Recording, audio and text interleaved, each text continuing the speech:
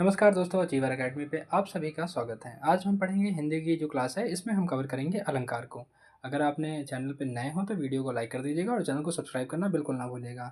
इस वीडियो में हम लोग कंप्लीट अलंकार को कवर करेंगे, तो वीडियो पे पूरा बने रहिएगा, पूरा देखिएगा वीडियो को, जिससे आपका अलंकार का टॉपिक एकदम क्लियर हो जाएगा। तो चलिए शुरू करते हैं। अलंकार का शाब्दिक अर्थ होता है, क्या है? अलंकार का शाब्दिक अर्थ है आभूषण यानी कि श्रृंगार।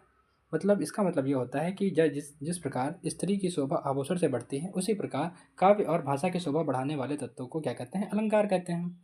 अलंकार क्या होते हैं? जो काव्य और भाषा की शोभा बढ़ाते हैं, उन्हीं शब्दों को हम लोग क्या कह देते हैं? तत्वों को क्या कह देते हैं? अलंकार कह देते हैं। ठीक है, तो उम्मीद है क्लियर हो चुका होगा। अब आप जान चुके हैं कि अलंकार होते क्या हैं। मतलब जो कविताएं होती हैं, जो रचनाएं होती हैं, उनकी शोभा जिन चीज़ों से बढ़ाई जाती है, यानी उसमें जो लय वगैरह आती हैं, वो जिन चीज़ों से आती है, उसी को हम लोग कहते हैं अलंकार। ठीक है, चलिए अगला देखते हैं।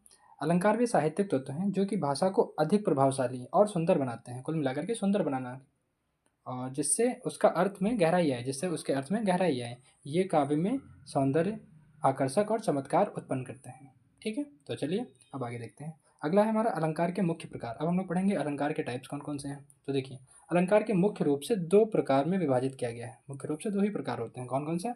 पहला है हमारा शब्दालंकार, दूसरा है हमारा अर्थालंकार।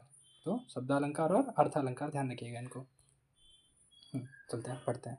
शब्दालंकार क्या होता है, अब समझेंगे हम लोग। शब्दालंकार होता क्या है?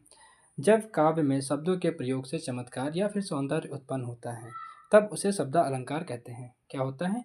जब काव्य में शब्दों के प्रयोग से ध्यान रखना, इस बात को ध्यान देना, यहाँ पर नोटिस करने वाली बात क्या है? बस शब्दों के प्रयोग से चमत्कार या फिर सौंदर्य उत्पन्न होता है, तब उसे शब्दालंकार कहते हैं। शब्दालंकार के अंतर्गत आने वाले प्रमुख अलंकार देखिए कौन कौन से आते हैं शब्दालंकार के अंदर। देखिए, अनुप्रास अलंकार शब्दालंकार के अंतर्गत आता है। यमक अलंकार, श्लेष अलंकार और वक्रोक्ति अलंकार। कई बार आपसे एग्जाम में यही चार दे दिए जाएंगे और पूछा जाएगा कि शब्दालंकार इसमें से कौन सा है या फिर कौन सा नहीं है। तो आपको बताने को ध्यान रखना होगा कौन कौन से। अनुप्रास है, यमक है, श्लेष है और वक्रोक्ति है। और भी होते हैं, इंपॉर्टेंट ये हैं जो आपके एग्जाम में अक्सर पूछे जाते हैं, वो यही हैं। इनको कवर कर लेंगे तो आप आराम से एलिमिनेट कर लेंगे ऑप्शन से। ठीक है, तो चलते हैं आगे। अगला है हमारा अनुप्रास अलंकार। अब देखते हैं, अब इनके टाइप्स को हम लोग समझेंगे। ठीक है, तो पहला है हमारा अनुप्रास अलंकार। परिभाषा क्या है अनुप्रास अलंकार? एक ही वर्ड की ध्वनि का बार बार से प्रयोग। मतलब एक ही अक्षर अगर किसी भी सेंटेंस में, किसी भी वाक्य में अगर एक शब्द बार बार आता है, एक शब्द की पुनरावृत्ति एक से अधिक बार होती है, एक ही अक्षर की पुनरावृत्ति, सिंपल सी बात समझिए आप, एक ही अक्षर की पुनरावृत्ति अगर एक से अधिक बार हो जाती है, तो वहाँ पर क्या होता है? अनुप्रास अलंकार हो जाता है, जो कि लय और मधुरता लाता है। तो देखते हैं कौन सा है, उदाहरण से समझते हैं, क्लियर हो जाएगा। देखिए, पहला ऑप्शन है हमारा, उदाहरण है हमारा, एग्जाम्पल है, सुंदर सरस सुधा सुमन। स्पष्टीकरण देखिए, सा वर्ड बार बार आया है यहाँ पर, सुंदर, फिर सरस, फिर सुधा, फिर सम, तो यहाँ पर क्या हो गया? अनुप्रास अलंकार। अगला है हमारा, कनक कनकते सौगुनी मत काता अधिकाय। तो बताना है स्पष्टीकरण में। देखिए यहाँ पर का की ध्वनि पूरे वाक्य में दोहराई गई है। यहाँ पर का है, यहाँ पर का है, इस तरीके से एक ही वर्ड की आवृत्ति एक से अधिक बार हो गई है, तो वहाँ पर क्या हो जाएगा? अनुप्रास अलंकार हो जाएगा। उम्मीद है आप समझ चुके होंगे। बार बार दोहराए गए वर्डों को देखें तो वहाँ पर क्या होता है? अनुप्रास अलंकार होता है। अगला हमारा है यमक अलंकार। यमक अलंकार परिभाषा समझते हैं पहले इसकी क्या है। एक ही शब्द का दो या अधिक बार प्रयोग, लेकिन बार बार उसका अर्थ जो है अलग हो, यानी कि शब्द एक हो लेकिन उसके जो है अर्थ अलग अलग हों, तो वहाँ पर क्या हो जाता है? यमक अलंकार। अगर अब तक आपने चैनल को लाइक ना किया, वीडियो को लाइक ना किया हो और चैनल को सब्सक्राइब ना किया हो, तो जरूर कर लें। हमारे चैनल पे पॉलिटी की भी सीरीज़ पड़ी हुई है, पूरी प्लेलिस्ट बनी हुई है, अगर आपने ना देखा हो तो एक बार जरूर देख लें। चलिए, काली घटा का घमंड घटा, उदाहरण देखिए हमारा यहाँ पर है, काली घटा का घमंड घटा। स्पष्टीकरण क्या है इसका? देखिए, पहली जो घटा शब्द है उसका अर्थ है बादल, और जो दूसरा घटा शब्द है उसका मतलब होता है कम होना। तो यहाँ पर देखें, एक हुआ काली घटा, यानी कि पहली घटे का मतलब बादल, बादल का घमंड घटा दूसरा का है कम होना। तो शब्द तो एक ही है लेकिन दोनों के अर्थ अलग अलग हैं, तो फिर क्या हो जाएगा? यमक अलंकार। उम्मीद है क्लियर हो गया होगा आपका। अगला चलते हैं। दूसरा है हमारा, सजना है मुझे सजना के लिए। बहुत ही बढ़िया सा उदाहरण है, सजना है मुझे सजना के लिए। इसका उदाहरण क्या स्पष्टीकरण देखिए। पहला जो शब्द आया है सजना, यानी कि ये जो पहला सजना है ये किसके लिए है? श्रृंगार के लिए, यानी कि तैयार होना है, या फिर यानी कि मतलब मेकअप वेकअप करना, तैयार होना। दूसरा है सजना के लिए, यानी कि प्रीतम, अपने हस्बैंड के लिए या अपने प्रेमी के लिए या अपने लवर के लिए, तो उसको कहेंगे हम लोग सजना है मुझे सजना के लिए। तो श्रृंगार दूसरे वाले का अर्थ हो जाएगा प्रीतम। ध्यान रखने वाली बात क्या है आपको, कि यहाँ पर शब्द की पुनरावृत्ति हो रही है, वहाँ पर वर्ड की हो रही थी अनुप्रास में, यहाँ पर क्या हो रही है? एक ही शब्द बार बार आ रहा है, लेकिन जितनी बार आ रहा है उसके बाद उतनी बार उसका अर्थ अलग अलग हो रहा है। उम्मीद है यमक अलंकार आपका क्लियर हो गया होगा। तो चलते हैं आगे। अब देखेंगे हम लोग श्लेष अलंकार की ओर। इसकी परिभाषा क्या होती है? एक शब्द के एक साथ दो या अधिक अर्थ निकलते हैं। पहचान क्या है? बहुअर्थी मतलब शब्द एक ही है लेकिन उसमें उसके अर्थ कई कई निकल रहे हैं। जैसे कि उदाहरण है हमारा, देखते हैं यहाँ पर। हम्म, तो देखते हैं उदाहरण कैसा है यहाँ पर। रहीमन धागा प्रेम का मत तोड़ो चटकाए। जो रहीमन धागा मतलब रहीम दासी कह रहे हैं कि जो प्रेम का धागा है उसको चटका कर मत तोड़िए, प्रेम से अलग करिए। देखिए यहाँ पर स्पष्टीकरण क्या है। पहला ऑप्शन है हमारा चटका। चटका का मतलब होता है तोड़ना, या फिर दूसरा अर्थ क्या निकलता है इसका, जल्दबाजी। मतलब आप तोड़कर भी उसको वो मत करिए, प्रेम का जो धागा है उसको झटका के मत तोड़िए, मतलब प्रेम से अलग होइए। मतलब अगर आपको अलग भी होना है तो प्रेम भाव से अलग होइए, इस तरीके से नहीं कि मतलब आपका जो है उसको तोड़ दीजिए या फिर जल्दबाजी करिए। हाँ, अगला ऑप्शन, अगला उदाहरण है हमारा, कनक ले चला साथ में तुझे कनक। देखिए यहाँ पर जो पहला कनक है उसका मतलब होता है सोना, और जो दूसरा कनक है उसका मतलब हो गया धतूरा। मतलब कनक शब्द एक ही है लेकिन उसके अर्थ दो दो निकल रहे हैं यहाँ पर। कनक ले चला मैं साथ तुझे कनक। ठीक है, उम्मीद है क्लियर हो गया होगा आपको। एक ही शब्द लेकिन उसके अर्थ अलग अलग हैं, तो वहाँ पर हो जाएंगे श्लेष। श्लेष का जो शाब्दिक अर्थ होता है उसका मतलब ही होता है चिपकना, यानी कि एक ही शब्द में कई सारे अर्थ चिपके हुए हैं, तो वहाँ पर हो जाता है हमारा श्लेष अलंकार। अब परीक्षा टिप्स क्या है, यानी यहाँ पर ध्यान रखने वाली बात क्या है। शब्द के साथ एक साथ साथ कई अर्थों पर ध्यान देना। ठीक है, आगे चलते हैं। अगला है हमारा विवत्सा अलंकार। एक ही शब्द का बार बार प्रयोग भाव को बदल देने के लिए। मतलब एक ही शब्द को यहाँ पर बार बार प्रयोग कर रहे हैं लेकिन क्या कर रहे हैं, जिससे उसका भाव चेंज हो जाए।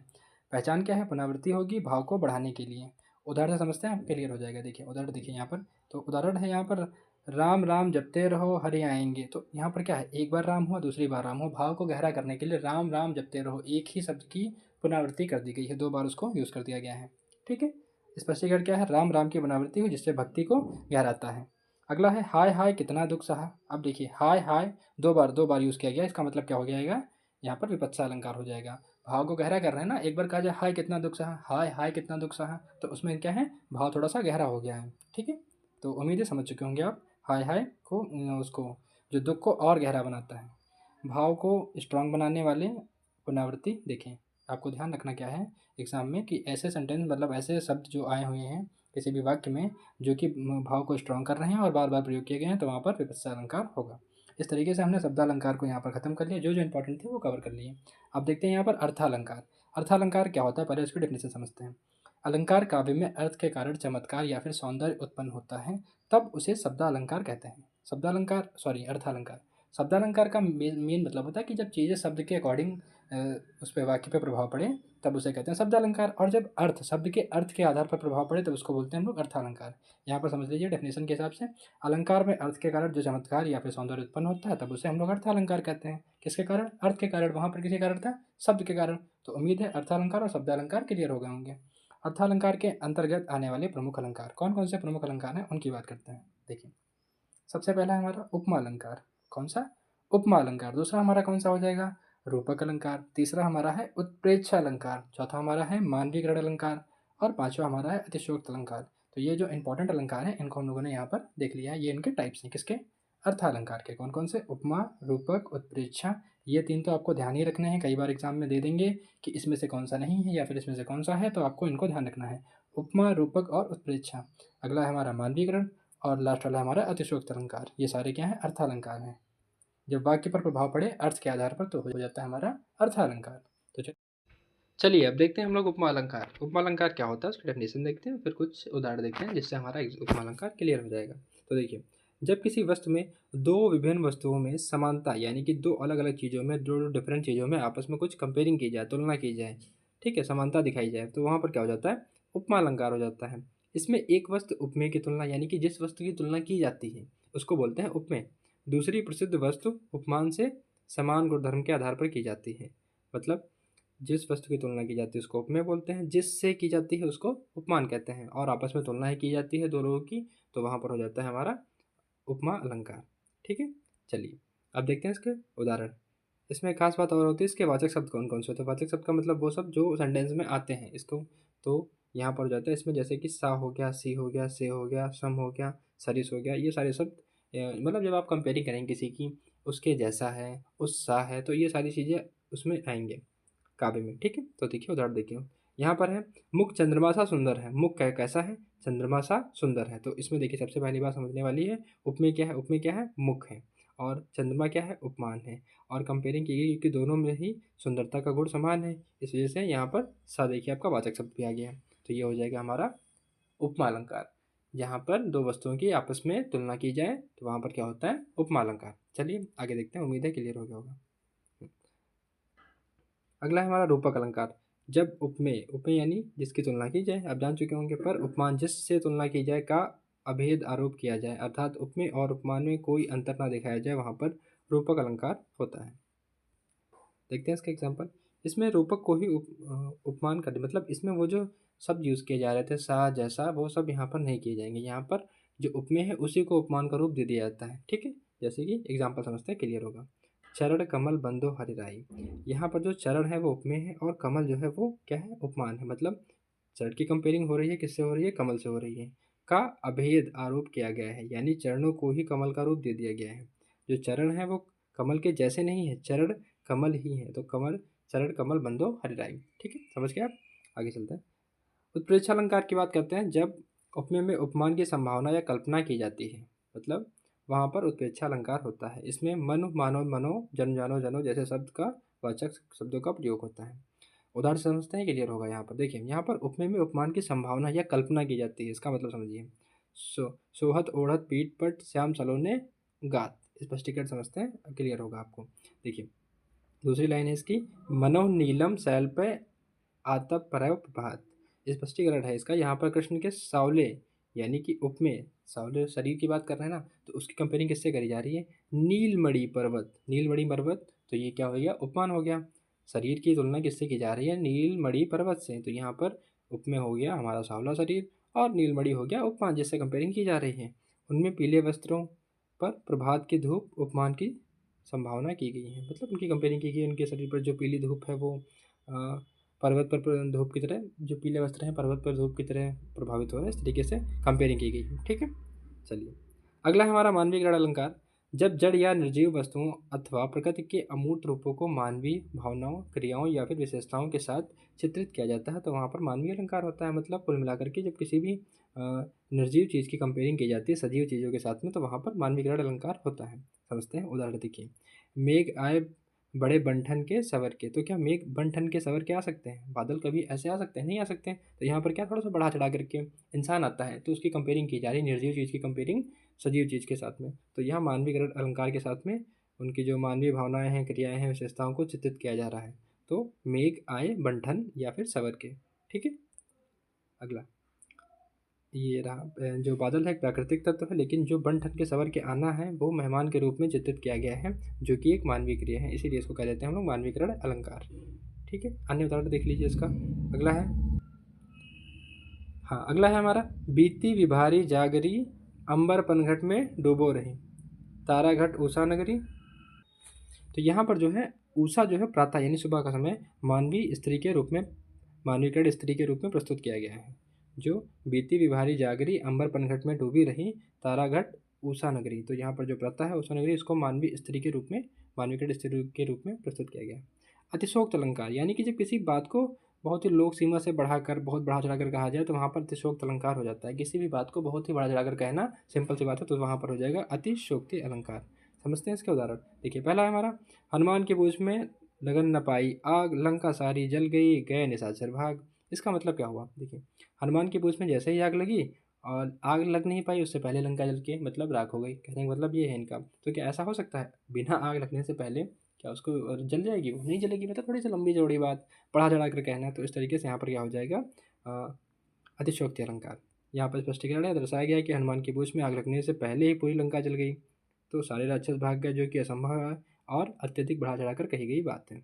अगला हमारा है विरोधाभास अलंकार। इसमें क्या होता है, जब किसी काव्य में दो विरोधी गुणों को या फिर क्रियाओं का एक साथ वर्णन किया जाए, लेकिन वास्तव में उनमें कोई विरोध ना हो, तो वहाँ पर क्या होता है, विरोधाभास अलंकार होता है।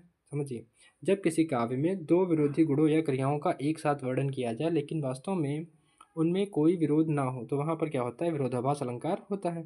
समझते हैं इसको। देखिए उदाहरण है, या अनुरागी चित्त की गति समझो नहीं कोई, ज्यों ज्यों बूढ़े श्याम रंग त्यों त्यों उज्जवल होई।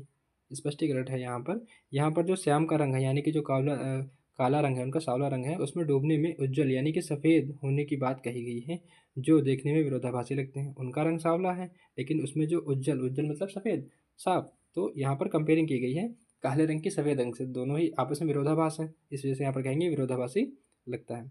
लेकिन इसका अर्थ श्री कृष्ण में भक्ति में जितना डूबते हैं उतना ही मन शुद्ध होता है, मतलब जो इसका अर्थ है वो ये है। लेकिन जो यहाँ पर जो भाव निकल रहा है वो दोनों में ही कैसा है, यहाँ पर काला रंग, यहाँ पर सफ़ेद रंग, दोनों ही एक दूसरे के विरोधाभास में है, तो यहाँ पर हो जाएगा विरोधाभास अलंकार। उम्मीद है क्लियर हो चुका होगा आपका। दूसरा उदाहरण है यहाँ पर देखिए, पापी मनुज आज मुख से राम नाम निकलते में विरोधाभास अलंकार है। जो एक तो पापी है और दूसरा क्या निकलता है, राम नाम निकल रहे हैं, तो दोनों ही बातें अलग अलग हैं, पापी मनुष्य है और राम नाम निकल रहा है, तो यहाँ पर हो जाएगा हमारा विरोधाभास अलंकार।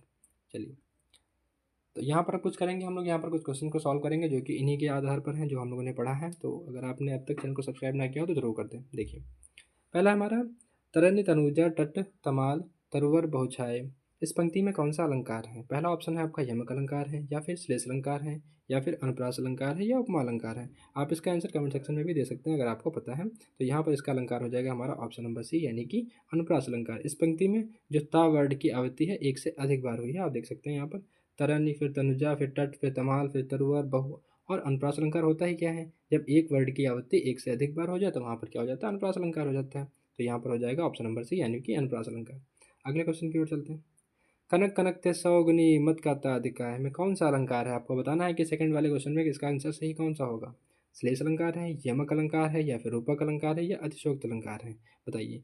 कनक कनक ते सौगुनी अभी हम लोग पढ़ के आए हैं, तो इसका सही आंसर हो जाएगा हमारा, बताइए, ऑप्शन नंबर बी वाला, यानी कि यमक अलंकार। तीसरा वाला है, यहाँ पर कनक शब्द के दो बार आया है और दोनों ही बार उसका अर्थ अलग अलग है। मतलब जब सेम वर्ड एक से अधिक बार आता है, सेम ही शब्द की आवृत्ति एक से अधिक बार होती है, जितनी बार होती है उतनी बार उसका अर्थ अलग होता है, तो वहाँ पर हो जाता है हमारा कौन सा, यमक अलंकार। अगला है हमारा थर्ड वाला, चरट कमल बंधु हरिराई, इस पंक्ति में कौन सा अलंकार है? आपको बताना है कि इसमें कौन सा अलंकार है। उपमा है, रूपक है, और मानवीकरण है, उत्प्रेक्षा है? बताइए कौन सा हो जाएगा। तो यहाँ पर हो जाएगा हमारा ऑप्शन नंबर सी, यानी कि रूपक अलंकार। ठीक है, ये अभी हम पढ़ के आए हैं। स्पष्टीकरण यहाँ पर लिखा है, पढ़ सकते हैं। यहाँ पर चरण यानी कि उपमेय का कमल के रूप के समान आरोप किया गया है, कंपेयरिंग की गई। हाँ, चौथा वाला है हमारा, मुख चंद्रमा सा सुंदर है, ये भी हम लोग अभी पढ़ के आए हैं, बताइए कौन सा हो जाएगा। रूपक है, उपमा है, उत्प्रेक्षा है, या अतिशोक्ति है? ठीक। अगला है हमारा पाँचवा नंबर, जहाँ बिना कारण के कार्य का होना पाया जाए वहाँ कौन सा अलंकार होता है? जहाँ बिना कारण के कार्य का होना पाया जाता है वहाँ पर कौन सा अलंकार होता है? विरोधाभास होता है। यहाँ पर कोई विरोध का सेंस आ रहा है? बिल्कुल नहीं। विशोषित अलंकार, या फिर विभावना अलंकार, या भ्रांतिमान। भ्रांतिमान जब कोई भी भ्रांति फैलाई जाए, तो मतलब भ्रांति का सेंस निकल के आए, भ्रांति का भाव निकल के आए किसी भी वाक्य में, तो वहाँ पर भ्रांतिमान होता है। विरोधाभास जब विरोधाभास का बात आए, जैसे कि अभी हम लोगों ने पढ़ा था सांवला और काला और सफ़ेद वाला। और यहाँ पर हमारा हो जाएगा ऑप्शन नंबर सी, यानी कि विभावना। विभावना जब किसी बिना कारण के कार्य के होने का पाया जाए तो वहाँ पर क्या होता है, विभावना अलंकार होता है। अगला हमारा है, मेघ आए बड़े बंठन सवर के, ये तो हमने अभी किया है, इसका आंसर आप ही देंगे और इसको सॉल्व करिए। ठीक है। अगला है हमारा सातवां नंबर, हनुमान की पूंछ में आग लगन न पाई, लंका सारी जल गई, गया निशाचर भाग। इसमें भी सिंपल सी बात है, अभी हम लोग पढ़ के आए हैं, अतिशोक्त अलंकार होगा। ठीक है, बढ़ा चढ़ा करके बात को कहना। हाँ। अगला है हमारा आठवां, पानी गया न उबरे मोती मानस चूर में कौन सा अलंकार है? यमक है, श्लेष है, और अनुप्रास है, उपमा है। तो यहाँ पर हो जाएगा श्लेष अलंकार। श्लेष अलंकार जब एक ही शब्द में कई अर्थ छुपे हुए हों तो वहाँ पर होता है श्लेष अलंकार। पानी शब्द के अनेक अर्थ हैं जो कि प्रसंगानुसार भिन्न भिन्न होते हैं, भिन्न भिन्न होते हैं। चमक हुआ, इज्जत हुआ, जल हुआ, साहब सभी जो है पानी के अर्थ होते हैं। तो इस तरीके से हमने अलंकार का वीडियो खत्म कर लिया। अगर आपको वीडियो पसंद आई हो तो लाइक करिएगा और चैनल को सब्सक्राइब करना बिल्कुल ना भूलिएगा।